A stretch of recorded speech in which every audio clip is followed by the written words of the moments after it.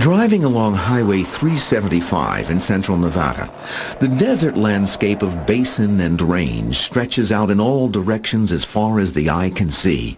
It is the archetypal American West, wide open spaces and harsh conditions where only the most rugged of individuals have settled and survived.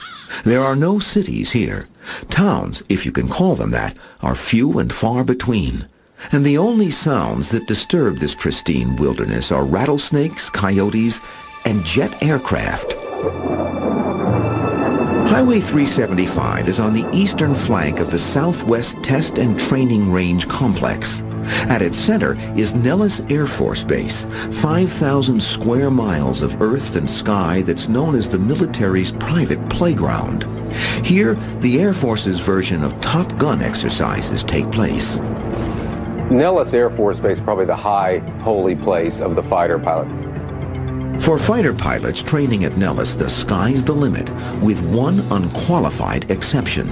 No one, no matter what their level of security clearance, is allowed to fly at any time or at any altitude in the airspace designated R-4808.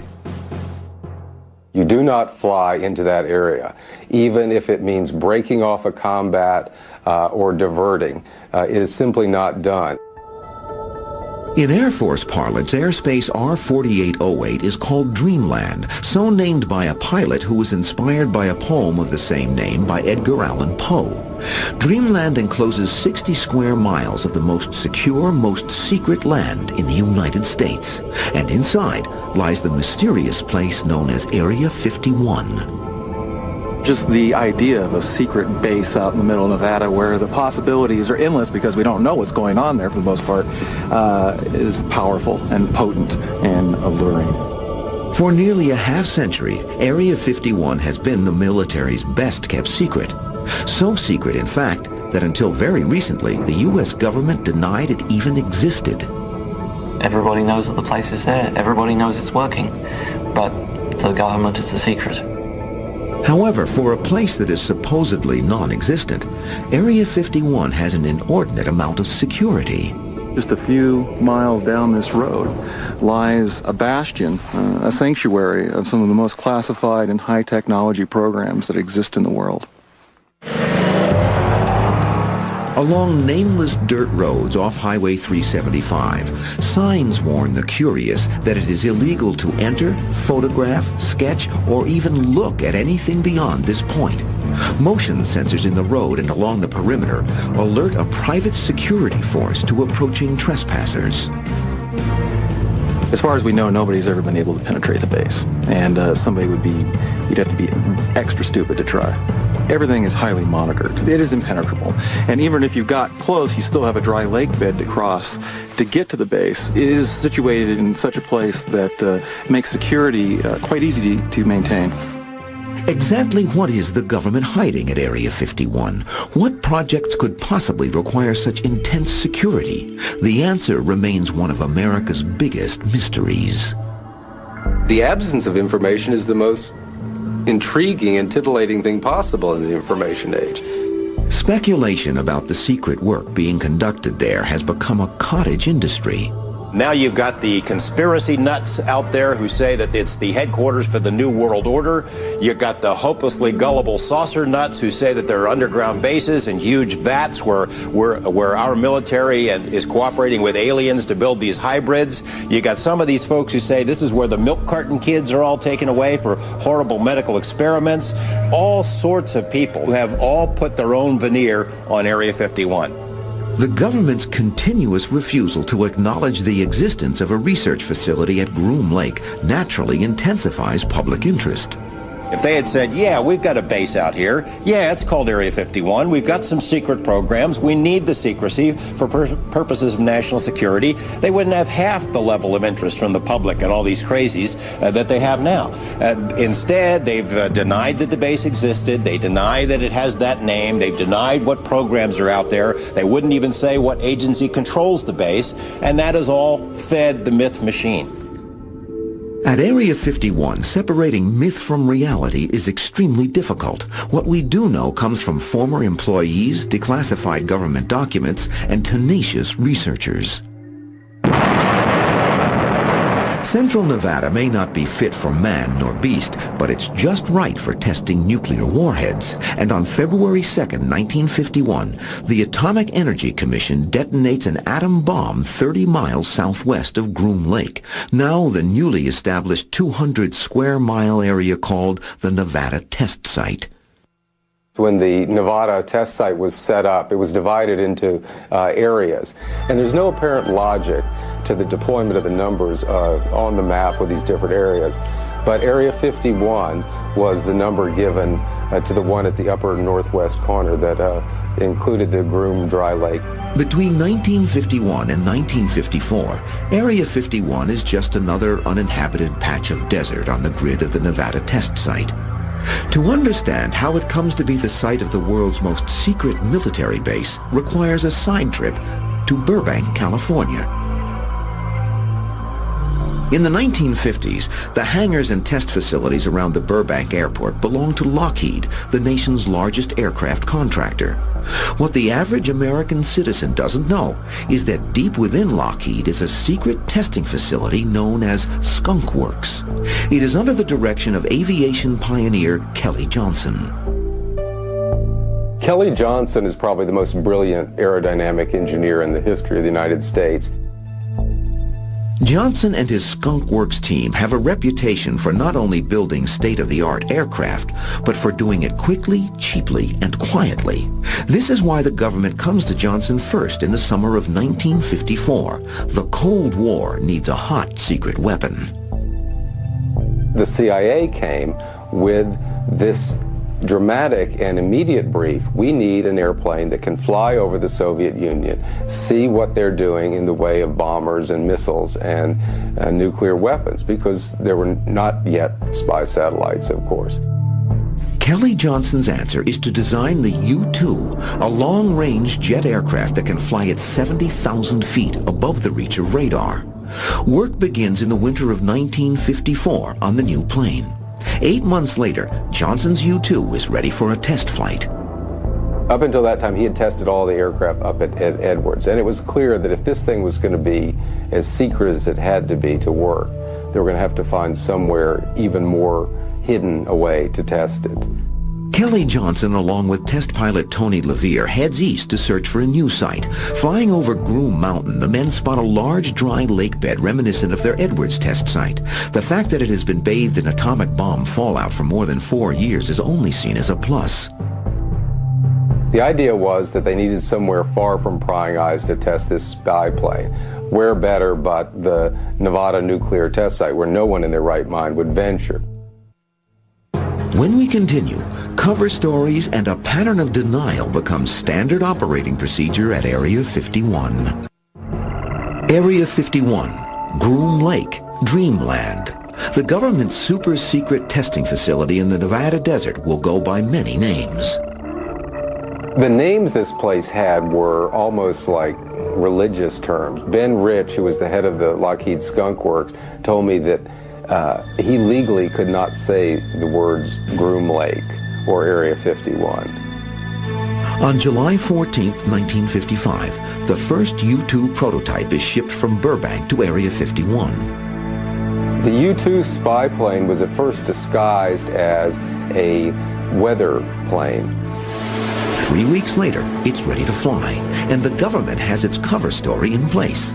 A phony press release is issued. As far as the government is concerned, Area 51 does not exist, and neither do its employees.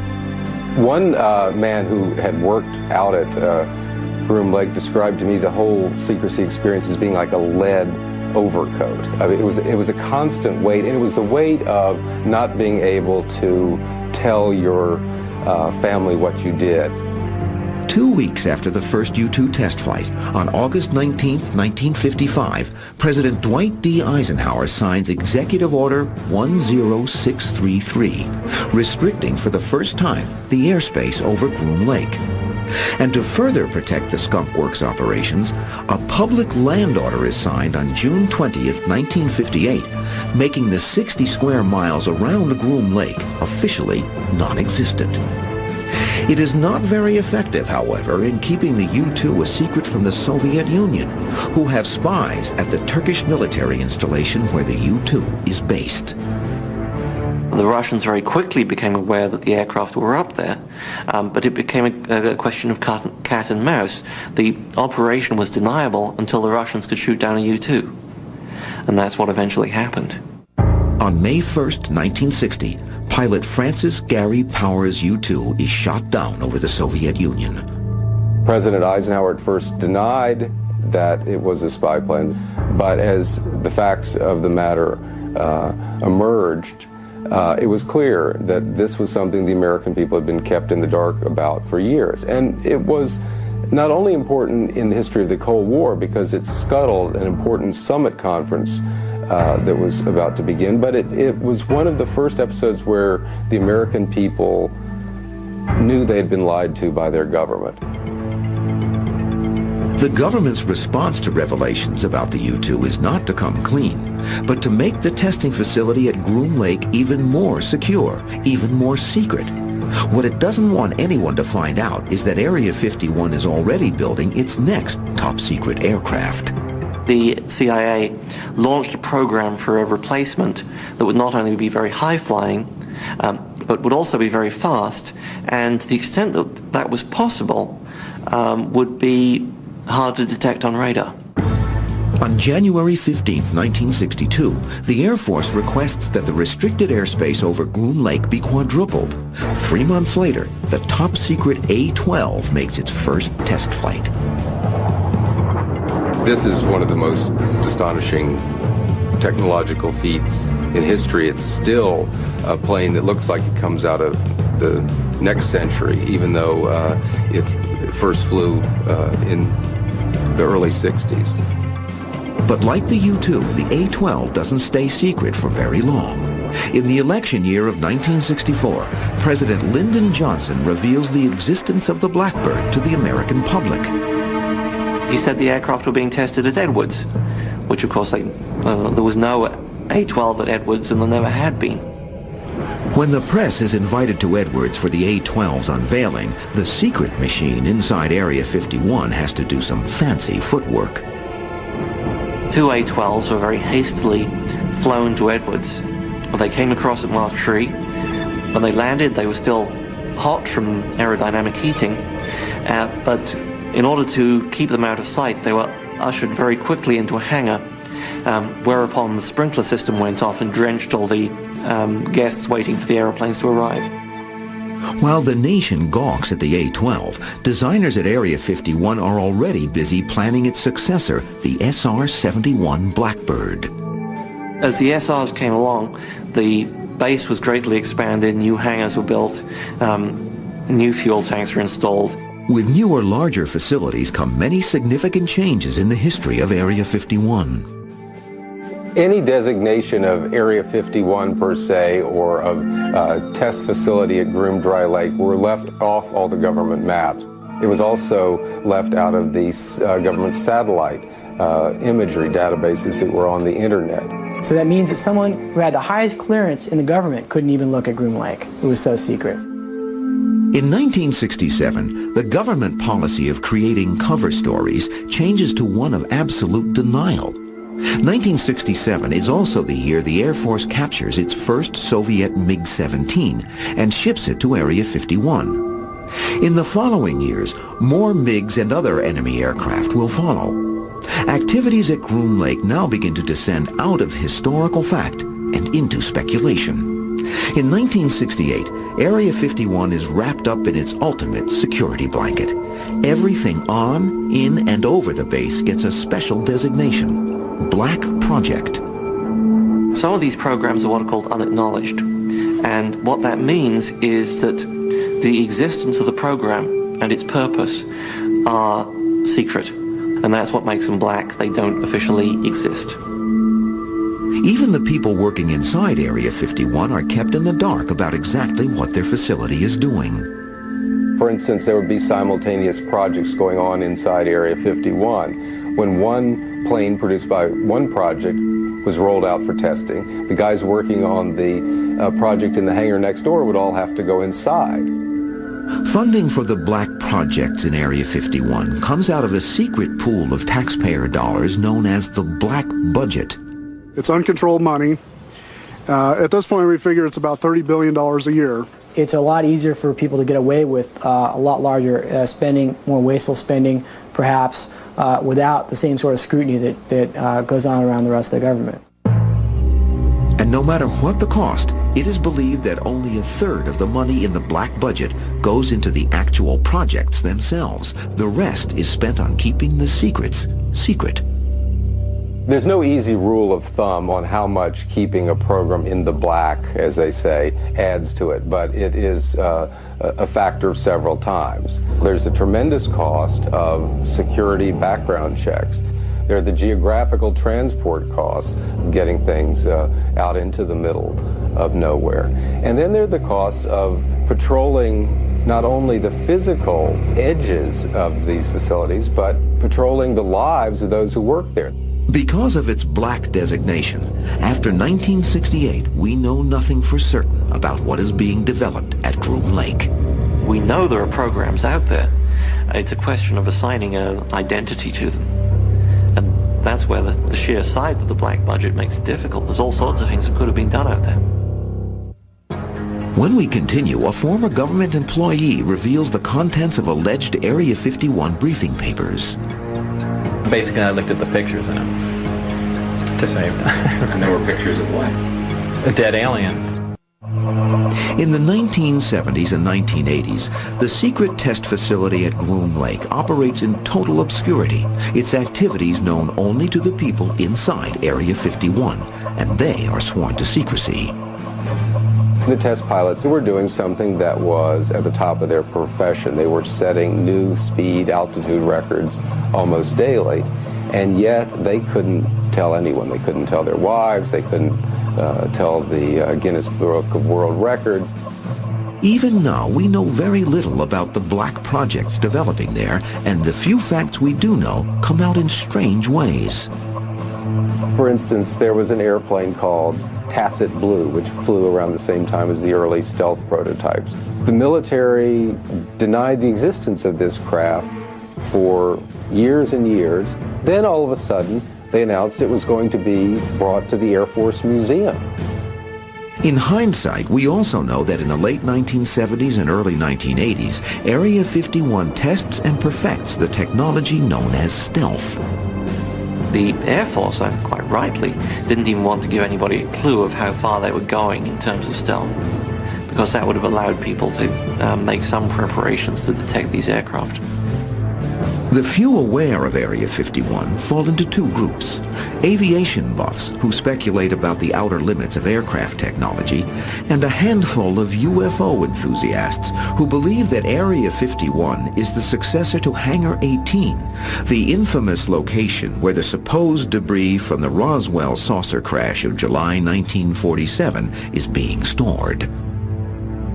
Stories started bubbling up about UFOs in Area 51 back in the 70s and really started going in the mid-80s with a man named John Lear, who started putting out some very outlandish tales. And he's a guy who's really credible in a lot of ways. Air Force pilot, son of the Learjet developer, sharp guy.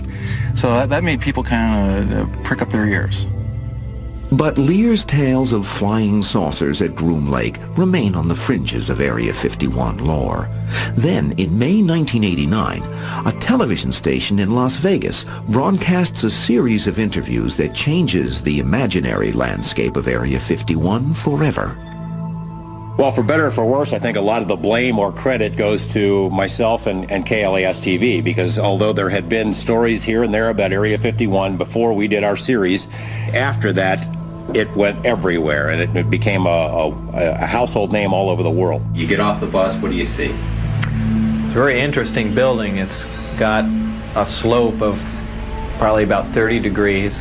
The man being interviewed is Bob Lazar, and what he is describing is a secret testing facility near Area 51 called S4. Lazar knows this place, he claims, because he worked there. Little reports in blue covers that were stacked up on a table. I sat down in a room and I just glanced through all of them, and They said they only gave me 20 some odd minutes just to thumb through these things. I think they just stuck me in the room to keep me busy for a minute, but there were some really shocking things in the reports.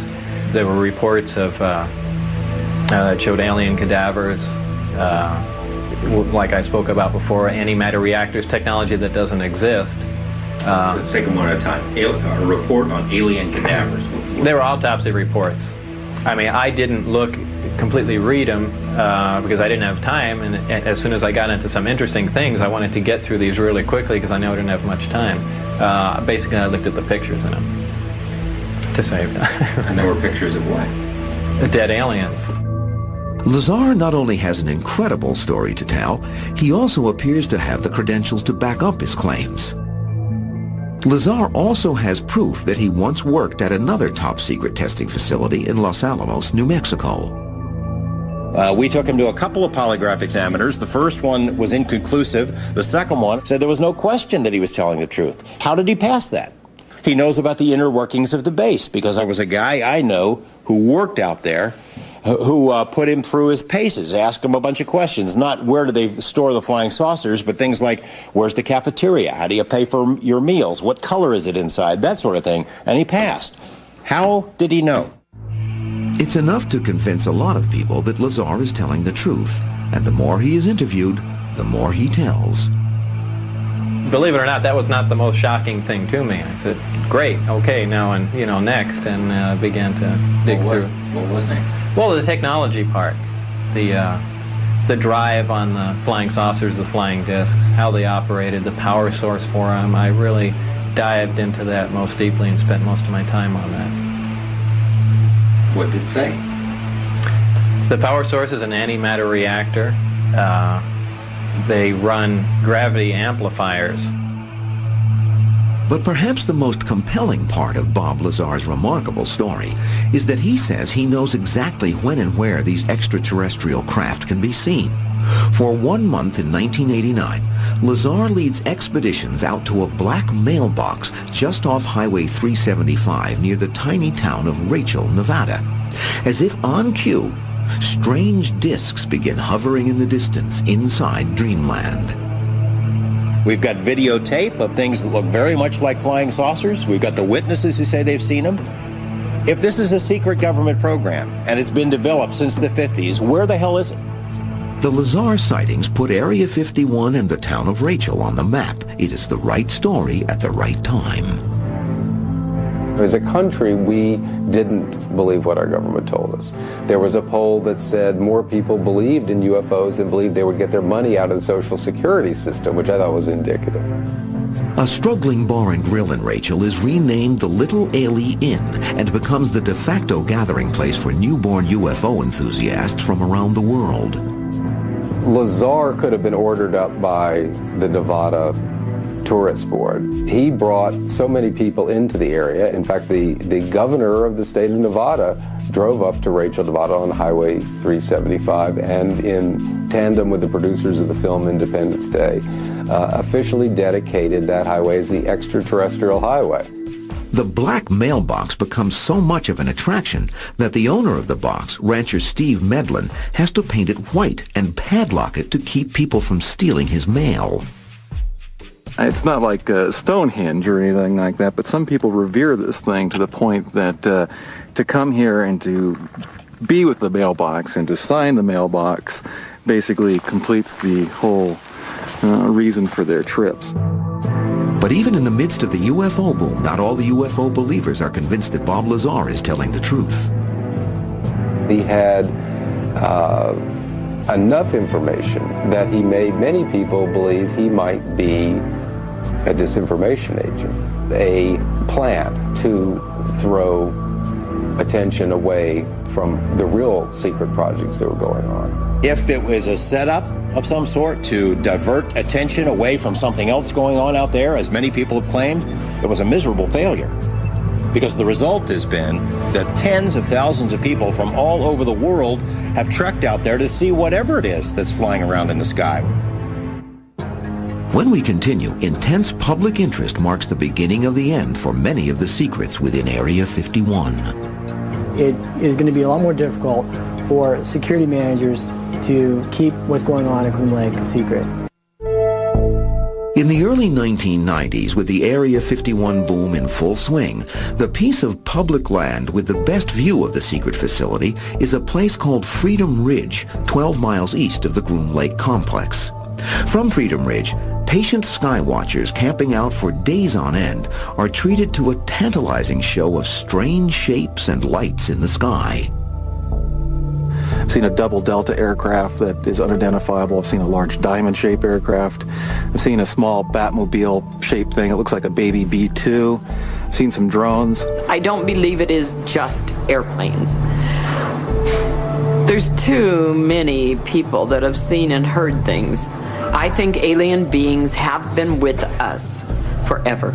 And I think they're working side by side with our government on this test site. It was interesting how tech lore and folklore graded into one another, and how there seemed, in even the nerdiest techno-geek, to be a desire for some kind of exciting, almost spiritual experience out there. Eventually, Bob Lazar tires of what he perceives to be near hysteria surrounding Area 51 and stops talking about the subject altogether. In reaction to the outlandish theories of UFO believers, aviation and technology buffs, including Mark Farmer and Bill Sweetman, form an organization called the Interceptors. The Interceptors exchanged information, had campouts, and tried to goad the Air Force a little bit. I referred to them at times as the Decentral Intelligence Agency. If we have an icon as interceptors, it's the lawn chair. And it's men in lawn chairs out here in the desert sitting for days for really no good reason that has caused the government to basically change the rules of engagement out here. They were able to find an amazing amount of information, looking at budget documents, going to places and taking pictures. All these small bits and pieces of information by themselves are not classified. But the mosaic we've been able to produce as interceptors is highly classified. And the government doesn't like that, and I don't blame them a bit. On October 18th, 1993, the Air Force demonstrates its disapproval by closing off an additional 3,972 acres around Groom Lake from public use. The new secured area includes Freedom Ridge. Although closing off Freedom Ridge makes it easier to keep prying eyes away from Area 51, it ultimately fans the flames of suspicion. I think it's no coincidence that it did happen in a period when people were suspicious of government, when the Cold War had just ended, and yet there was continuing secrecy. What could the Air Force be being so secret about? The cause for truth at Area 51 is given a tremendous boost in 1996 when the respected Federation of American Scientists initiates a program called Public Eye. But for the most part, the American public never gets an appreciation of what they're paying for or what they're doing. And what we're trying to do is sort of keep the government policy community and the intelligence community honest. And one of the ways the Federation achieves its goal is by hiring a private satellite, Space Imaging's Iconos satellite, to snap their own pictures of Area 51. Our intention for ordering the image of Area 51 was really to see whether we would get the image in the first place and to shed more light on what the government's doing there. We can point cameras at even the most sensitive U.S. government facilities with impunity, which means that we can point our cameras anywhere else in the world. The images don't display alien bodies or flying saucers as some hope, but they do provide the public with the most detailed images ever taken of Area 51.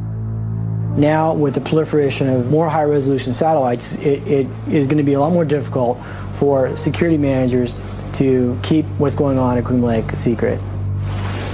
As the aviation experts see it, what the government is hiding continues to be what they've always hidden there, the government's most cutting-edge aircraft technology.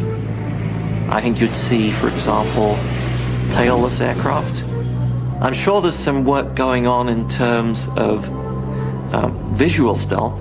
Probably the greatest piece of gee whiz work that's going on out there is that we built a space plane. It's suborbital and takes off under its own power. And you could figure that once you have a target, once you figured out where you need to go, this thing could respond and be to where it needs to be within an hour, anywhere on the planet. Back at the Little Alien in Rachel, there are still those who cling firmly to the belief that government waste and space planes are only the tip of the Area 51 iceberg. I've had from several different sources have said that anything that is above ground in this facility over here, there's 10 times or more than that underground. I've actually been told that there are 6 different beings on our test site. The large and the small nose gray, the humanoid, the orange, the blue, and the reptile. In some ways, the government invited the alien obsession at Area 51. It was a helpful distraction. The irony at Area 51 is that the greatest danger at that facility didn't come from aliens, and it didn't come from foreign powers. The greatest danger to those workers came from the United States government. To understand the real danger that Area 51 is hiding requires a step back in time, back to, strangely enough, 1989. While Bob Lazar is capturing national headlines with extraterrestrial tales about Area 51, a man named Robert Frost is suffering from a mysterious illness. His skin was starting to peel off his entire face, and he developed blisters and sores all over his body. The skin kept peeling off to a point where it was every day, and he'd have to wash it off with a washcloth about every hour or so. It was just scaly like a fish. He said his face was on fire and his eyes were burning, and he just ran right through the house. He ran to the bathroom and he started throwing cold water all over his head, and he said he couldn't stand the pain. In 1989, Robert Frost is a sheet metal worker at Area 51. He is just one of the hundreds of nameless, faceless people who commute daily from their homes to the job site via unmarked 737s that take off from a secure hangar at Las Vegas's McCarran International Airport. On board the half-hour flight are the people who keep the secrets at Area 51, and a lot of them are getting just as sick as Robert Frost. Many of these guys developed a fish-like scale that could cover much of their body and would crack and bleed. Robert Frost had this condition more severely than most, and his guys tried to help him as much as they could. And when Robert died, it put a real chill through the base. When the workers go to their doctors, they are told they have a form of toxic poisoning that can only be treated if the specific poisons are known. Supervisors at Area 51 refuse to disclose what those poisons are or to release information from Robert Frost's autopsy report. It's a hell of a thing to lose a friend and have the government say there's not a bloody thing you can do about it because this place doesn't exist and frankly you don't exist. Well, they did exist. They're American citizens. And so they sued, and they proved that they existed. When we continue, what lawyers found when they went searching for the secret dangers hidden at Area 51. Private citizens have gone to jail for violations that are a fraction of what occurred at Area 51. In 1992, lawyer Jonathan Turley is contacted by several Area 51 employees who are suffering from a debilitating illness. I was the first lawyer that most of them had talked to. These are not the type of people who look to lawyers in the courts to resolve their problems. These are very patriotic people. They were put at Area 51 for a reason. And things had to get very, very bad for them to seek help. They decided that what was happening at Area 51 was a greater danger to the American people than what they were trying to defend against. That's a pretty awful point to reach. The workers aren't seeking money or punitive damages from the government. They just want to know why Robert Frost is dead and if they're going to die too. They didn't come to the government with these medical problems saying, we want big cash settlements. They just wanted to know what they'd been exposed to. These workers were coming down with classic symptoms of exposure to hazardous waste. What made it an almost impossible case was where they were exposed. Fearing severe reprisals from the government that has sworn them to secrecy, Area 51 workers are listed on court documents as John Does 1 through 6. Turley's meetings with the John Does are held in secret locations. And so you would sit in a garage with a man who was dying, who had to get out of his bed so that he wouldn't cause difficulty for his family if the government saw him or found out he was one of the John Does. And you sit there and you think, what's wrong with this picture? And this man was hiding from his government because he had the audacity to bring forth violations, including criminal violations, committed in his presence. What Jonathan Turley learns from the John Does is that not only is Area 51 the nation's most secret base, it's also America's most secret toxic waste dumping ground. Area 51 faced a problem. They couldn't ship out hazardous waste from a place that didn't exist. So they started to burn the waste. And the trenches and pits started getting bigger and bigger. Soon they were digging football field-sized trenches, filling them with 55-gallon drums of waste, dousing them with air fuel, and then setting them alight with a flare. But there's a reason why burning hazardous waste is a crime.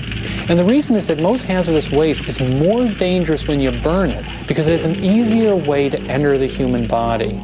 Now, in the genius of the military, they dug these trenches on the wind-receiving side of the base. So the wind would blow acutely hazardous waste throughout the base. That's why the workers called it London fog. And when they complained, they were told that it's basically our way or the highway.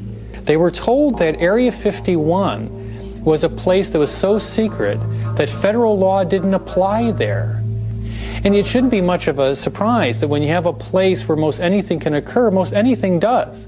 Secrecy is something that we need in government, clearly, but it is a very dangerous thing as well. It's very easy to use secrecy, not just to hide from the enemy, but to hide from friends, Congress, citizens, whatever. And the burning of toxic waste was a perfect metaphor for the abuses of secrecy that happen inside Area 51.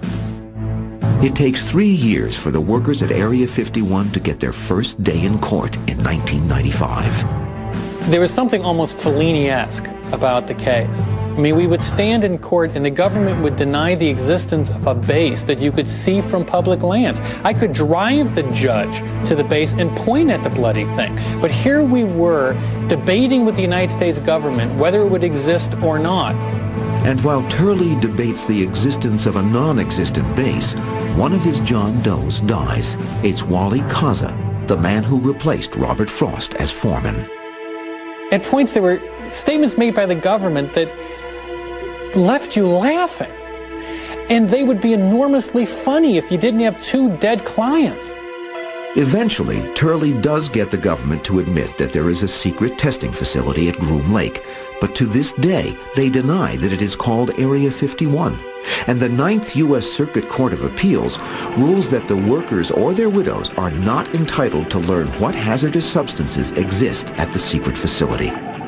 The ruling is based, in part, on Presidential Determination number 95-45, in which President Clinton exempts the Air Force operating location near Groom Lake, Nevada, from all federal environmental laws. For several years, the president has signed a letter saying that it was, quote, of the paramount national interest that Area 51 remain secret and that it remain outside the reach of discovery of court suits on behalf of workers.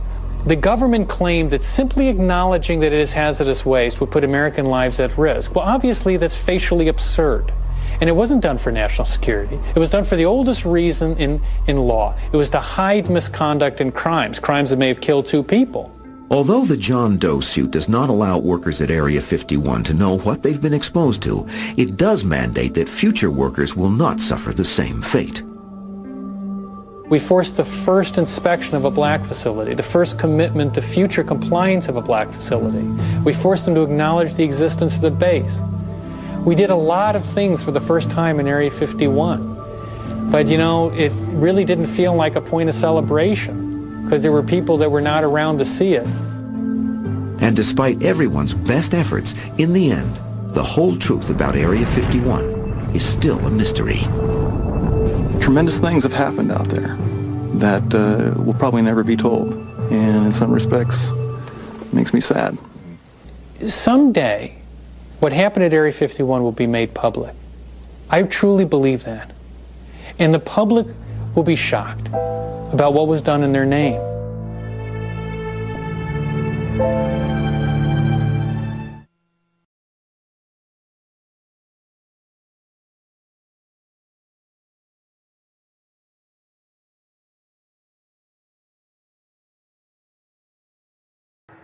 When I began to gather myself together, I had met by this time other people who had had similar experiences. I began to ask myself, what did they want from me? I speculated about whether or not what seemed like a psychic attack could have been warnings. I have remembered more and more not only the vision of the apocalypse, but other warnings and consistent warnings, not only to me, but across the whole community of people who have had this experience. A lot of them get the same warnings, that we're in trouble, that our environment is in trouble. So I'm not alone in that. And that has become a central feature of my current life.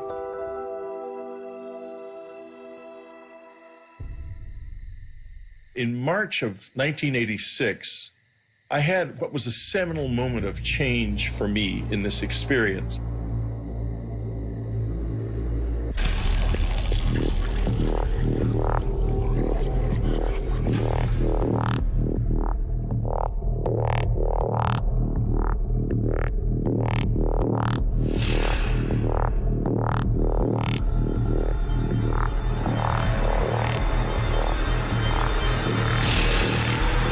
Oh, God. After it became clear to them that I was trying to engage with them, they began to respond in various ways. It was the most extraordinary experience I've ever had. I remember seeing a bright blue light come under the door. I said, okay, let's do it. I just want to get to the bottom of this.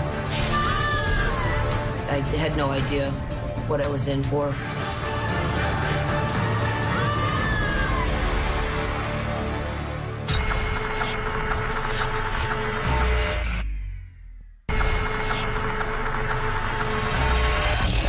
In March of 1986, I had what was a seminal moment of change for me in this experience.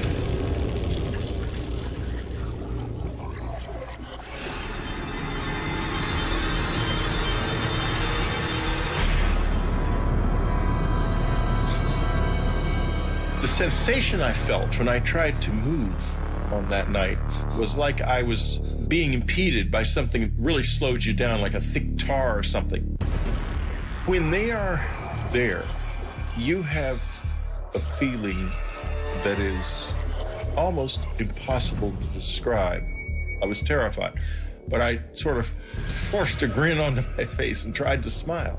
I couldn't smile very well. I wanted to try to show them that I was not dangerous, that I was something that I wanted to know more. And there was a change then.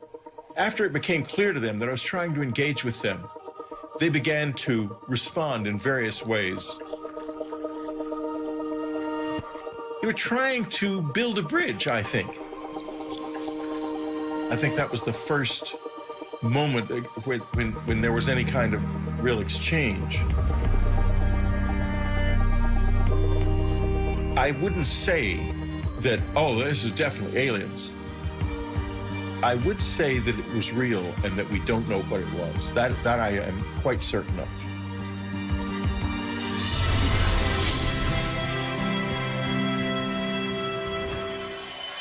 The public reaction to my book Communion was very complex. Literally, as soon as the book was published, letters that week, literally the week of publication, letters started coming. You got more letters? We had well over 200,000 letters over the years. We probably had closer to 500,000 over the years. I don't know what to say to them anymore. I don't have all the answers. Maybe just understanding the questions is enough.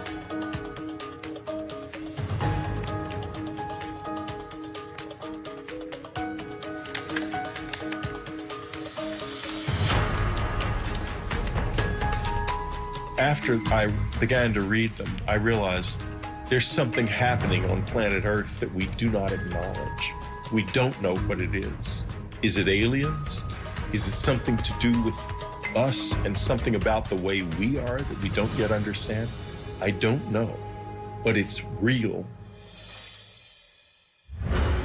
In the late summer of 1994, it became clear that we were running out of money. We began to not be able to pay our mortgage, and it became clear we had to leave. And so, at the same time, though, that this was happening, I was having one of the peak experiences of the whole thing. I'd begun meditating in the cabin because people had found the place, and there were other people out in the woods at night looking for the aliens with flashing flashlights up in the air and such childish stuff. And so I meditated, and I stayed in the house and meditated from then on. I didn't really want to be disturbed by that. And one night there were these thuds on the roof right above me. And the next moment I could feel a presence in the room. At this point, these years later, I was easy with their presence in the house. I wasn't scared of that. And I finally said, I want to see you as you really are. And I didn't see anything. And so I said, well, this is it. I'm leaving this room now, and I'm leaving it forever. I will never return to it, because tomorrow we leave, and we're leaving forever.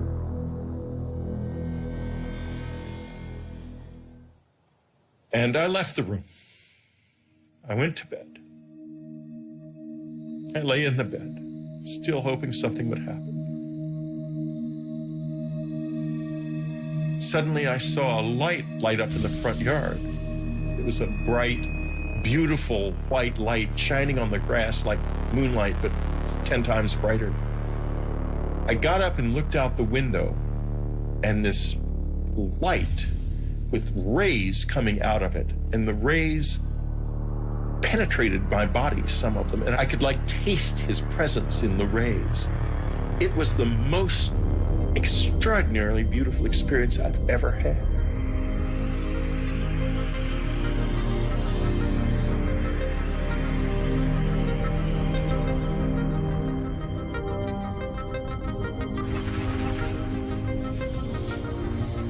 The next morning, we left the cabin, and the experiences have never been like that since then.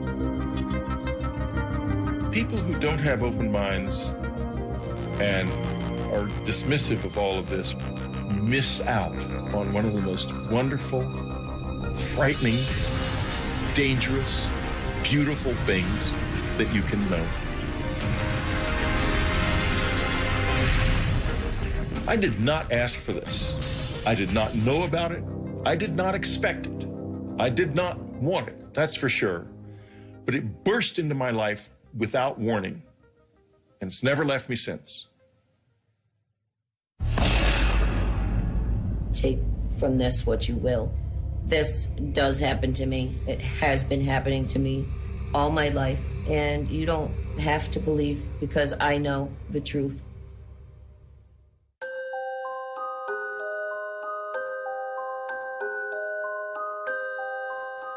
My earliest memories of being abducted by aliens were when I was very young, 5, 6 years old.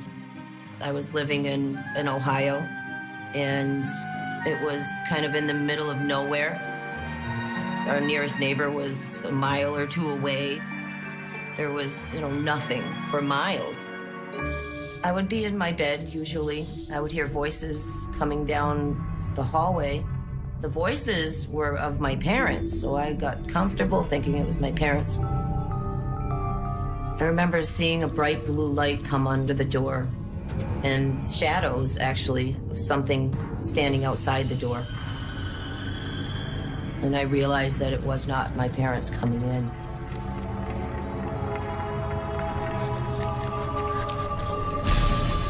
When they got close, I'd see those black almond-shaped eyes just staring right at me. Emotionless eyes just looking at me. And they would extend their hand and I would grab it as if I was really comfortable with them and had done this many times before. And they often would let me take my favorite stuffed animal with me. As a child, I didn't realize that these beings didn't visit everybody at night. I thought when people went to bed, the bald men would come for everybody. And it was just a normal thing.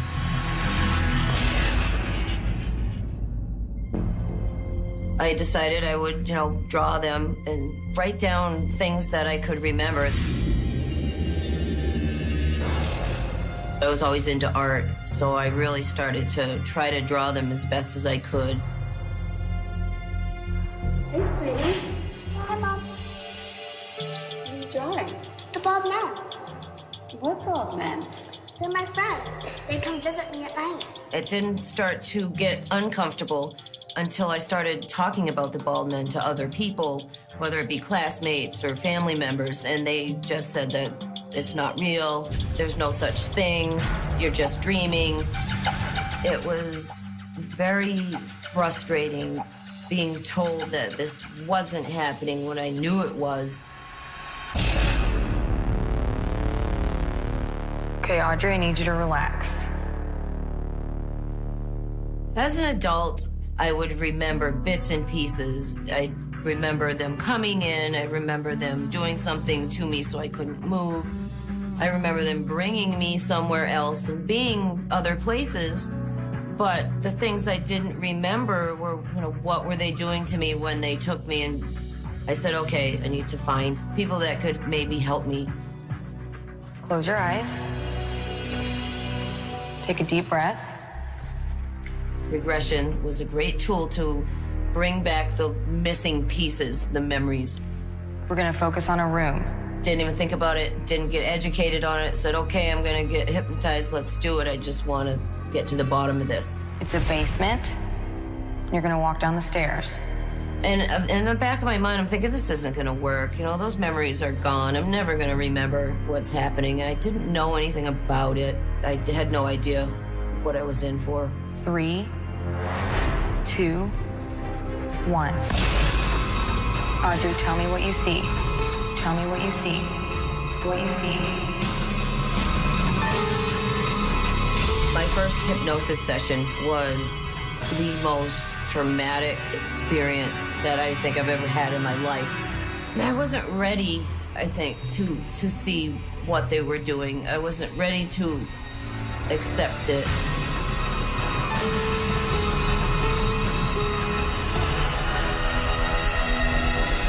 The bald men were just terrifying to look at.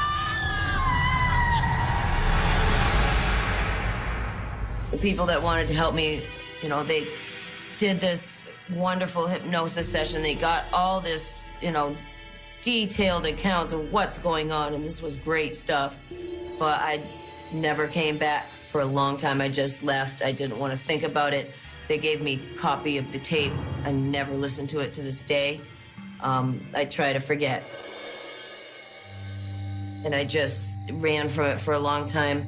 I started to live in denial that it was even happening until they came for me. I was just getting ready to go to bed. My window was open, and all of a sudden I started hearing the shade flapping. And so I was sitting there, and I had the feeling that they were coming.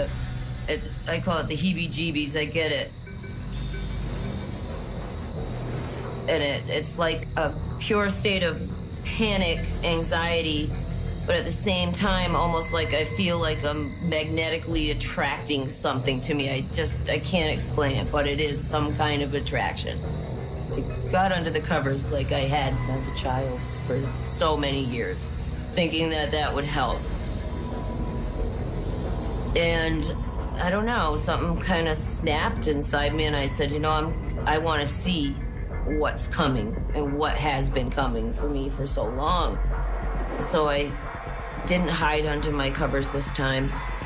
And as I sat there waiting, after the wind came the lights and the humming sound.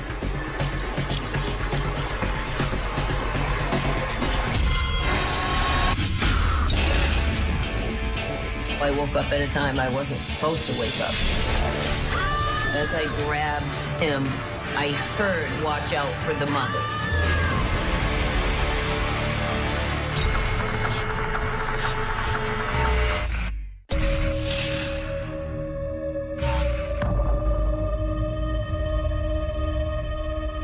Once the light came into my window, I knew that it wouldn't be long. I started to feel twitching in my body and my arms moving by themselves, like muscle spasms almost. And then buzzing sound, it's real steady. It was a kind of fear I can't even explain. Total confusion, anger, what are they doing? And then, of course, why? Why?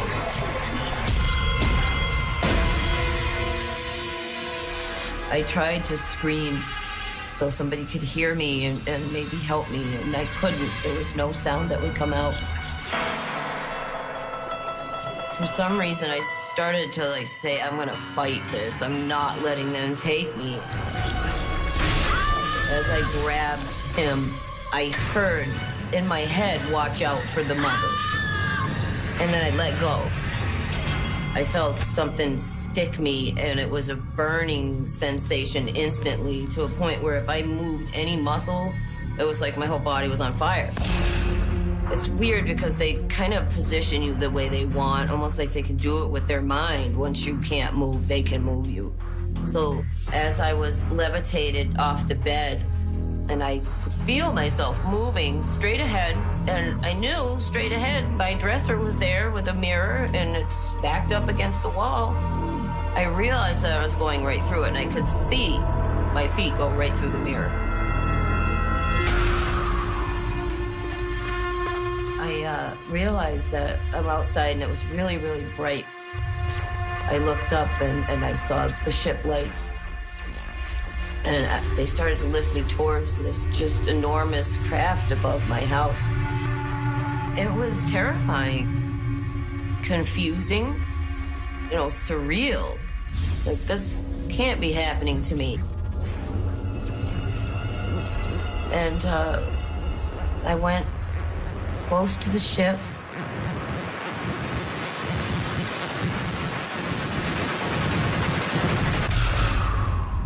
And that was the last thing I remember. And then I just blacked out.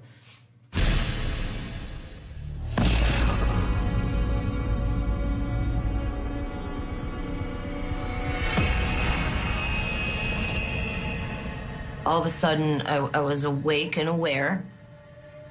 I noticed a man walking around me, and I looked at him, and he looked at me.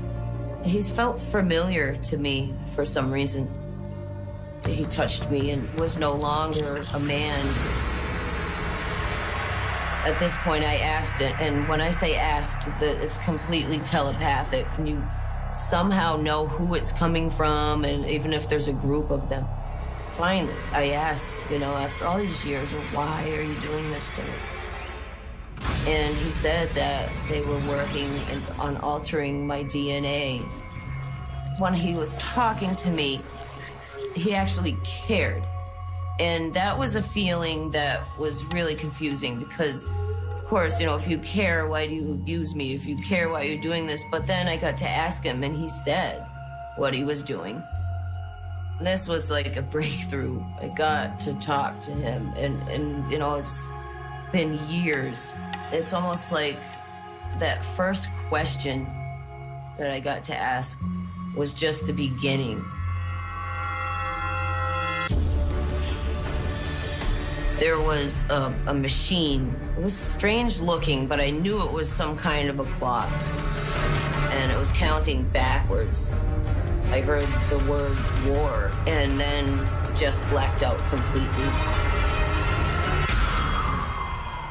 And that's all I remember until, I woke up at some point. I don't know how long it was, but I regained consciousness. I'm still on the table. And they're doing something to me. They had a machine that actually physically came and removed my eye. And when they pulled the eye out, I noticed that there was something coming to where my eye had been into the socket. This big, long needle, they put it into the eye socket, did something.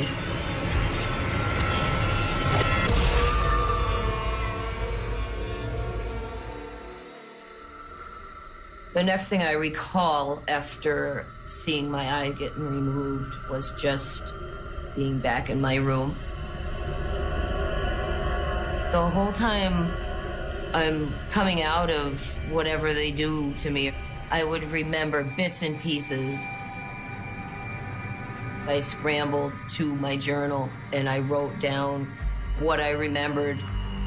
I don't usually even look at my journal because it does tend to bring back a lot of the fear and the emotions. And, you know, sometimes it's meant to be forgotten for good reason. Years later, I started to have physical problems from it and actually had to, you know, undergo various surgeries because of unexplained scarring in my tubes and ovaries and uterus. There was just, you know, the doctors didn't know what it was from. There's just scarring in there. I never told the doctors what I knew it was from. It's not something that you can say, all right, hey doc, you know, this is what's going on, especially back then.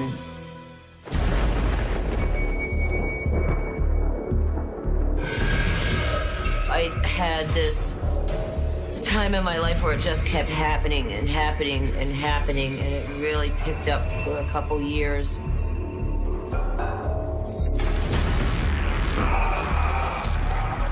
This encounter started as it always does. When I woke up, there was one of the Greys standing at the foot of my bed, and I saw him there, and then just blacked out completely.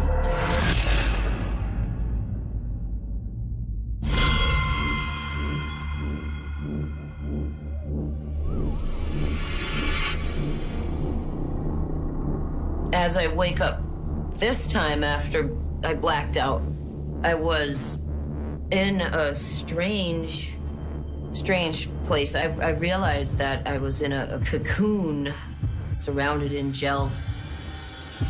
I started to panic.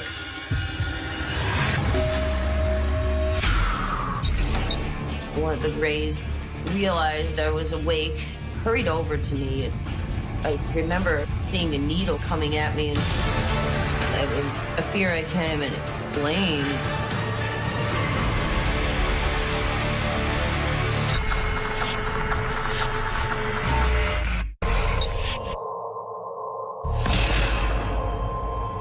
I realized that I was in a cocoon surrounded in gel. I looked through the gel and the cocoon. I'm looking out into the room, and I noticed that there's some Greys in there, and I couldn't tell exactly what they were doing, but I was distracted by a small girl. Looked like a small child, but it was what appeared to be a hybrid of a human and a Grey alien. She was really strange.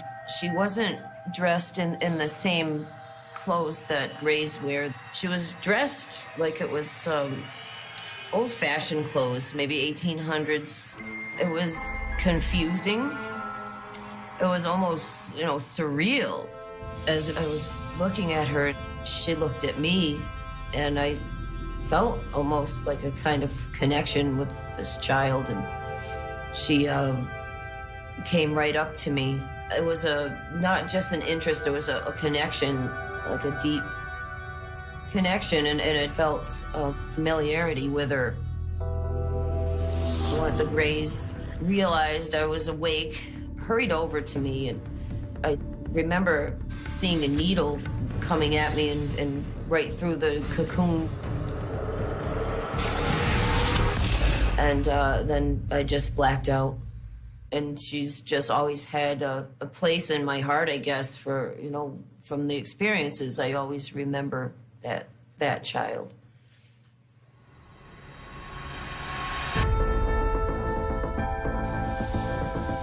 It's like they're preparing us for something that's going to happen in the future to mankind. It's a preparation of sort.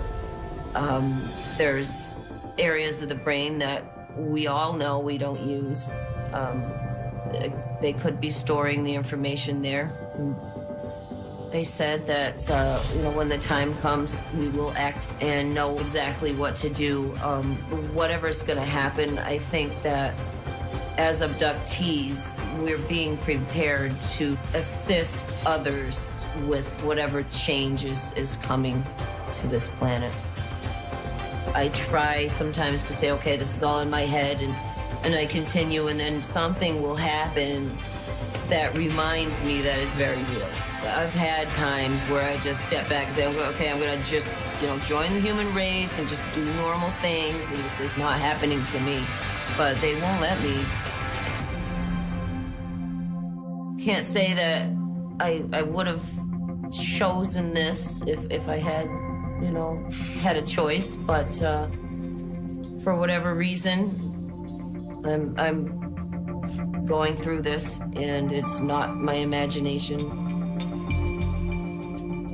I've had a lot of time to think about what they did and how angry I was, but if they were really going to do it to hurt me, then why would they take the memories away? Why would they care? Why would they care? They would just let me remember.